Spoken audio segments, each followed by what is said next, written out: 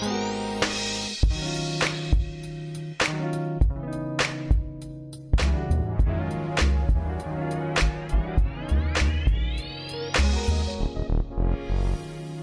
everyone. Welcome to Scouting for Growth. Today, I'm meeting with Jeff Williams, Managing Director for Kayrros United States.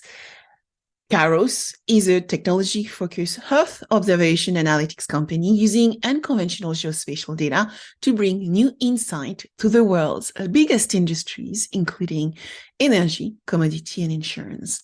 Like me, Jeff has an incredible background in top 5 consultancy, but also he has expertise in M&A in the energy sector, which he uses every day as he deep dives into the challenges created by methane and its impact on environmental change.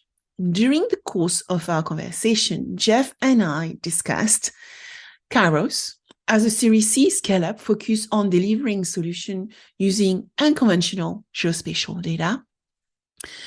Kayrros' off-the-shelf solution, still white box data analytics and scoring mechanism to meet the needs of today's underwriters and regulators. And then I wanted to know about partnership and how Kayrros works long-term with its partners from a geospatial viewpoint within the insurance sector, and how he saw for and how the company saw for wildfire issues and other connected catastrophic events too. So if you like this podcast, please rate it, subscribe, and comment below. But on this note, let's just get started.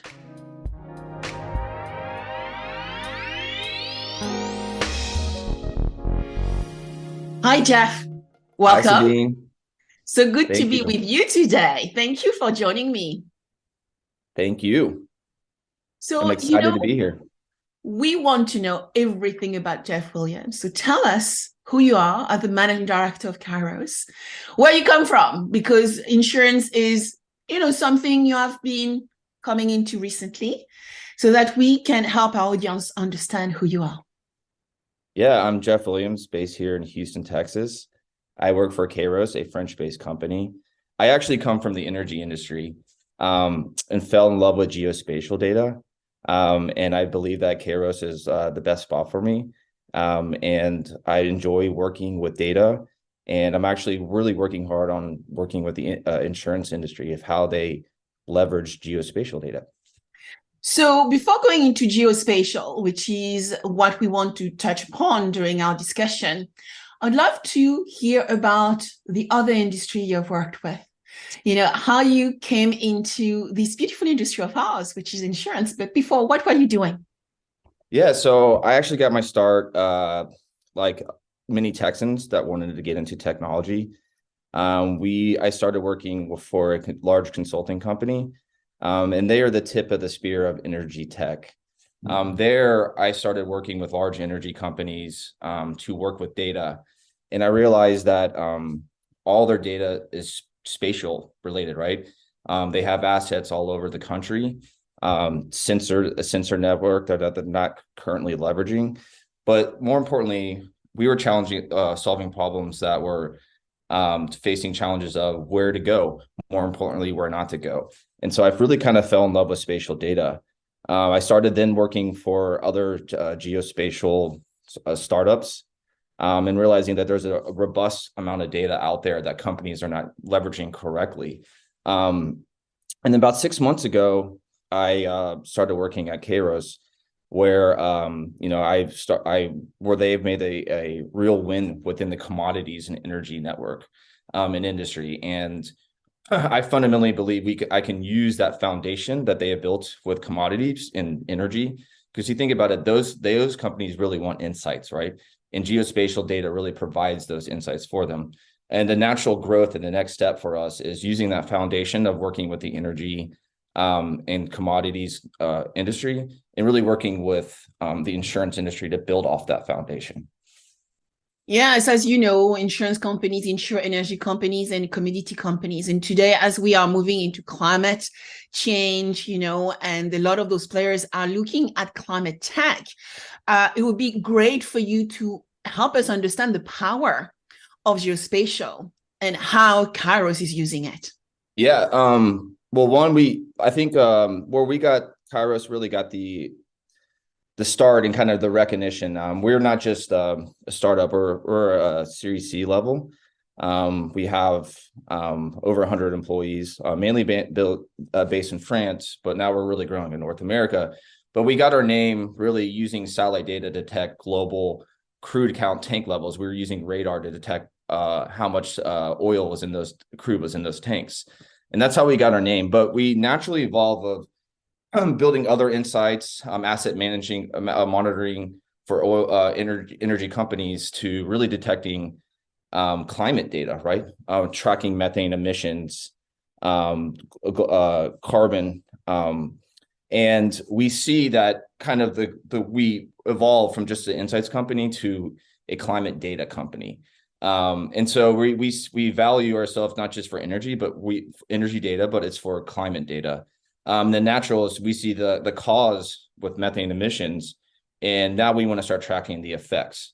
Those effects are really it could be wildfire, flood, and those industries that get affected by all these climate change issues are insurance and banking, and that's why we're really starting to focus on insurance and banking as the next industries that we work with. So you start from energy and commodity, and as you said, you actually look at the extraction, or the result is methane, right?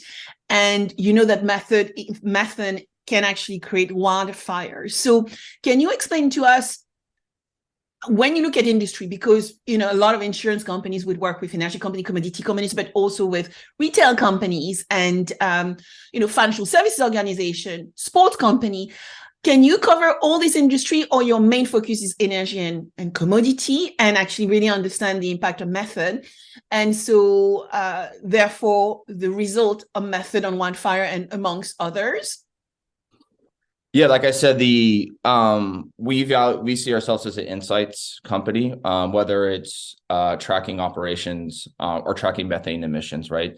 And our founders come from the energy industry, and a lot of our employees do as well. They have their petroleum engineers are, obviously we have a lot of data scientists, but yes, we are a foundation of our company is energy and commodities, but we're evolving, right? Just like everything else, we're evolving into a climate data company. We will never get out of energy and commodity because that is a good pillar for our business, but we see the effects of methane emissions and carbon that it's having on the world, and we want to start tracking not just the causes, but we want to start tracking the effects by using spatial data, right? Whether it's satellites, drones, AI, data from your cell phone, right? We want to start using all that to start tracking those effects. We were actually working with our first insurance client. They wanted us to start working on flood, but we realized that wildfire is something that we can really track by using our expertise. And that was actually the genesis of our first product that we developed for the insurance industry. And it's a direct tie from emissions, tracking emissions all the way to wildfire. Interesting. So can you go into this example so that, the audience and the listener can really understand how you solve for wildfire in insurance, looking at the scenario, looking maybe at an energy company. So how does that work? How the component works? So I think there's three things that kind of set us apart. We track pre-risk. We have our risk score. We're using several different geospatial data sets, whether it's weather, landslide type risk. We use all that. The other thing is we also track live monitoring. That's a big piece, right? We use satellite data to track live fires. That's updated very quick, right? There's a very quick update, so we can give that data to our clients. And also post-fire, we give damage assessments. So I think what we're focusing on is not just one specific things. We're affecting several parts of the business of the insurance company, whether it's underwriting, customer communication, and obviously claims with that post. So I think those are what we're focusing on. And I think the other things that we really focus and really want to start focus as a challenge that we see with geospatial data is there has been insufficient refresh, really kind of bad granularity, and a lack of transparency. And I think the lack of transparency is something that's really kind of hurt the geospatial industry over the past couple of years. We don't view ourselves as a black box. Our customers sometimes, our potential customers, other companies, just get handed a solution, right? What we want to do is work with our customers and provide a white box solution where they know exactly what are all the data inputs, and we do that with them, right? The other piece too is not just partial coverage. We have global coverage. Last year we put out North America and Canada, United States and Canada. We are working on Europe and Australia, so we will have global coverage in 2023 as well. Incredible. So, I mean, the geospatial, as you said, have had, variety of issues in the past few years because a lot of companies have been implementing geospatial data, but not getting the result from it. And what I hear from insurers is, we need that accuracy, and we want to make sure that the quality of the data we are using in our modeling, underwriting is actually providing the right insight to predict, prevent, and, manage claims.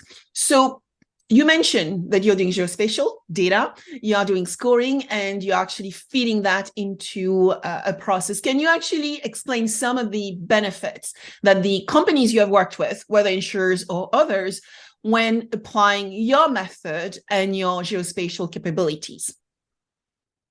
Yeah, I think it goes back to that geospatial fatigue that I think a lot of insurance companies are struggling with right now.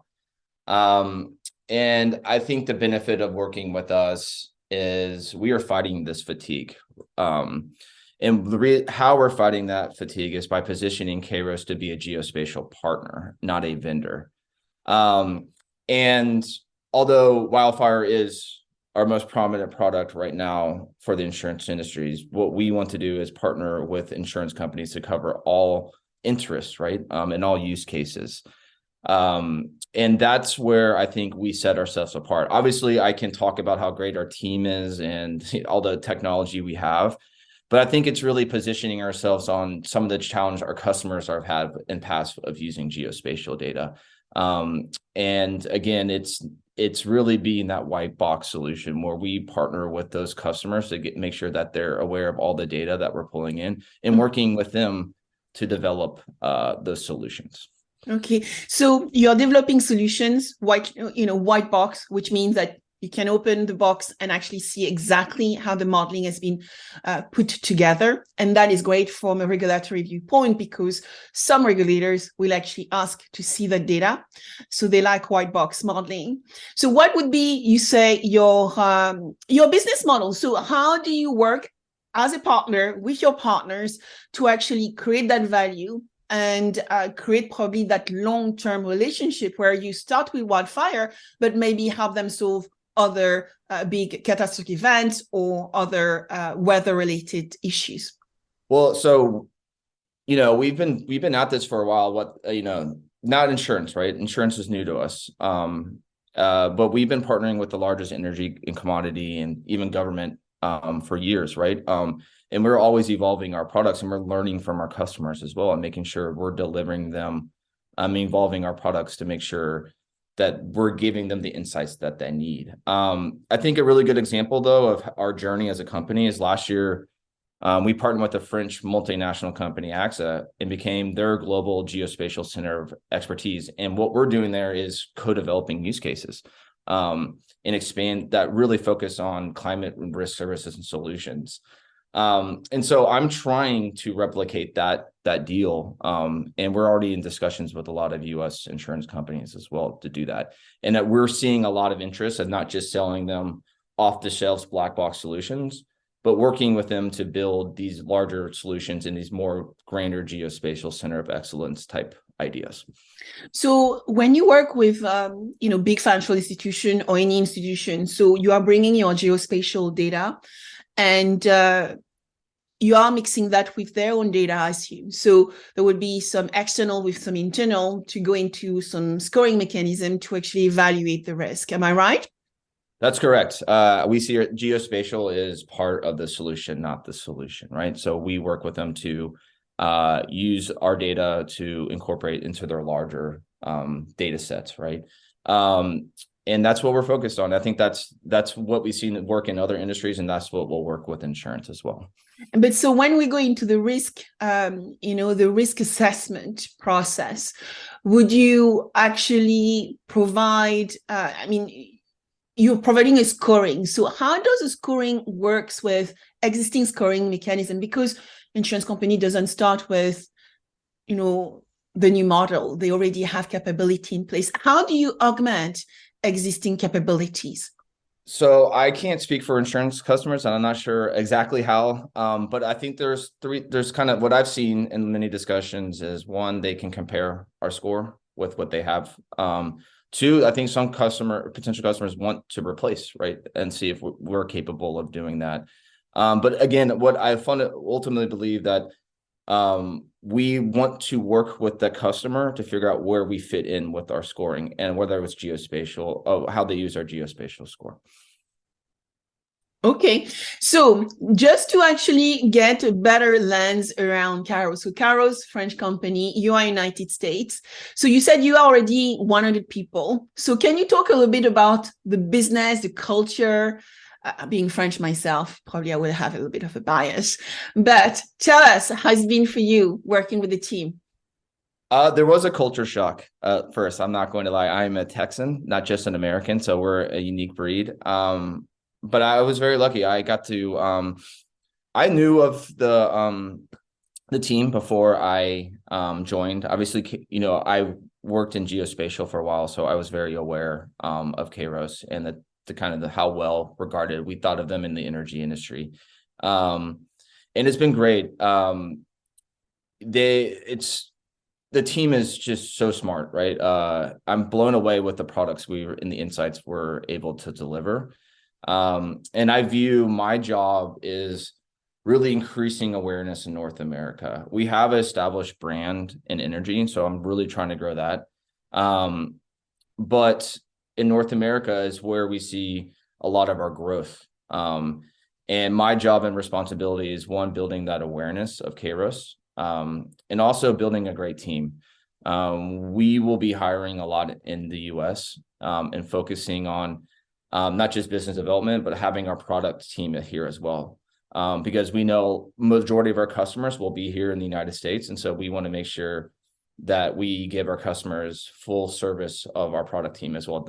That's not just in France, but also here in the United States. Yeah, I think this is very important. We have also very strong European data privacy laws and GDPR and stuff like that, which I assume still need to be applied as well in other markets, whether that's in the United States or Asia.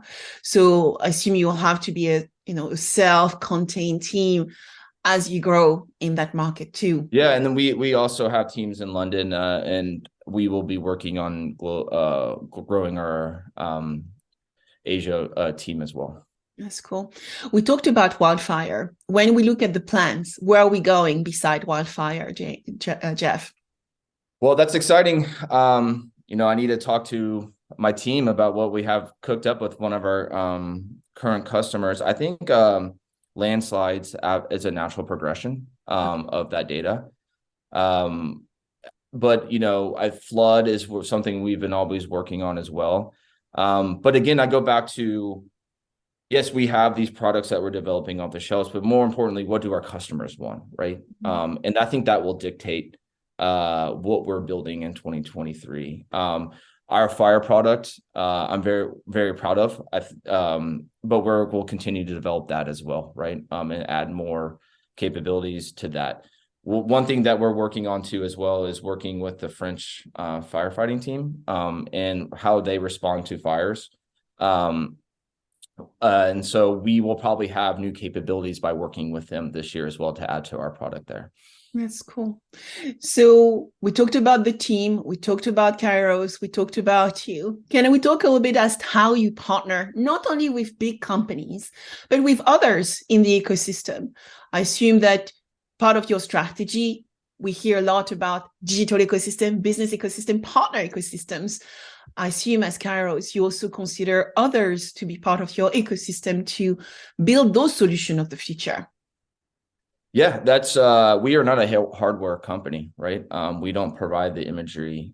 So making sure we are partnering with the right satellite companies or geolocation companies is crucial for us. I also think we're increasing our brand awareness, partnering with the right partners there, is really important for us as well. But again, specifically being a geospatial insights company, partnerships is crucial for our existence and our success, and something that we take very seriously. And we have luckily, we have a great partnership network. Thank you. So I want to take you into maybe 5 years from now, which is, looking a bit as to where the world is going in terms of environmental change. What are for you the disruptive innovation and the technological decisions maybe that your team needs to make to align with the changes happening right now in the world? Well, yeah, I mean, I think we're just on the starting block of climate data, right? We're starting to see increase in frequency and severity of nat cat perils. And so I think it's really important for us to make relevant models and solutions to mitigate losses and improve customer prevention. That's something that we're really focused on. In 5 years, I hope we have those solutions that not just the insurance companies, but financial institutions leverage us to use to help mitigate those losses. I also really want us to continue building our foundation in the energy industry as well as tracking those methane emissions, helping our customers know where methane is happening and responding to that correctly so we can reduce those GHG emissions. And I think that will give us kind of full sight view on helping kind of this whole climate risk problem that we're facing right now. Yeah. So when I remember reading reports around climate change and energy, I remember seeing that for sure methane comes from energy, commodity, but also farming. So 3 industries which are highly, dependent on methane to produce an outcome. And so it's great to know that as Kayrros, this is one of the big problems you are addressing. And particularly by understanding the use case in scenario, you went from data-driven geospatial data to actually solve for wildfire and potentially looking at other problems. What I think is important is understanding that you guys are using white box. So you can open the kimono to be able to understand what is happening, which is highly in demand for the regulator, regardless of market that might be. And so combining those 3, you make geospatial a data set which needs to be looked at by large organizations which are trying to drive dynamic underwriting, I assume, because this topic around dynamic underwriting has become much more prevalent toward the end of last year. So when you look at the future of Kayrros, what are the 3 takeaways you would like to leave our audience with today? Well, I think the first one is expect to hear about us more, right? I think we're really wanting to work with the insurance industry, and we're establishing ourselves there. So that's one. 2 is I can't emphasize more of the white box partner approach that we're having. I think that is crucial. The geospatial fatigue is real. And I know that I've been working in this industry for a long time and working with this data. I see the value in geospatial data and the real change that it can have, the real impact But we need to be more transparent about how we're getting these insights, right? And working with our customers to understand what their problems are and how geospatial data can solve that. And the third, wow, that's a lot of a lot of things that we're trying to do is let me come back to you about that later, and maybe I'll reply to you on social media about our third. But yes, I think I'd love those are that. the thing is we really expect to hear from us, and two is we are going to be solving that geospatial fatigue that has been a problem for our business. Yeah. And what I see as well, from the conversation I'm having with, large financial institution, they want to solve for climate and they want to solve for environmental change. And part of that requires to understand wildfire, flood, hail, storms, all those different potentially catastrophic events, right, that are affecting us more and more today. But what I start seeing is we're also moving from a static view of the world to a much more dynamic view of the world so that we can start going into real-time pricing and potentially design new revenue streams, new revenue models and monetization models. So I guess we will see what you guys will bring to us as we move towards those new opportunities. Yes, thank you. And like I said, thank you for this opportunity to speak. And we, as you keep on asking, where do you see us in 5 years? And what the last thing I want to say is we see ourselves as a geospatial center of excellence for peril development. And that is what we're building towards. And that's what I hope to have a lot of conversations regarding over the next couple of years to help build for that vision. Thank you, Jeff. So, where can people find you? So I'm very active on LinkedIn, so please reach out. And I'm also on Twitter. So I assume that Sabine, you'll send out the links and you can find me there. Yes, the links will be at the bottom of the podcast, where people will be able to rate, subscribe, and provide you with a comment as well, Jeff, so that they can actually reach out to you. And so what would be the very last word of wisdom? Last word of wisdom.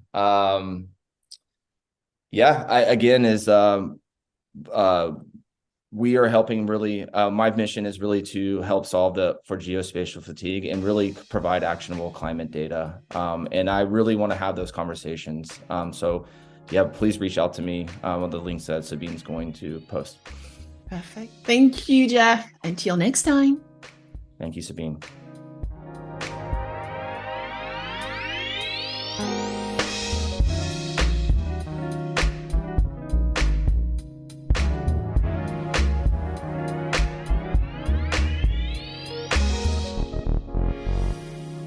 If you like this podcast, subscribe now, share with your friends, and if you enjoyed it, please give it a 5-star review.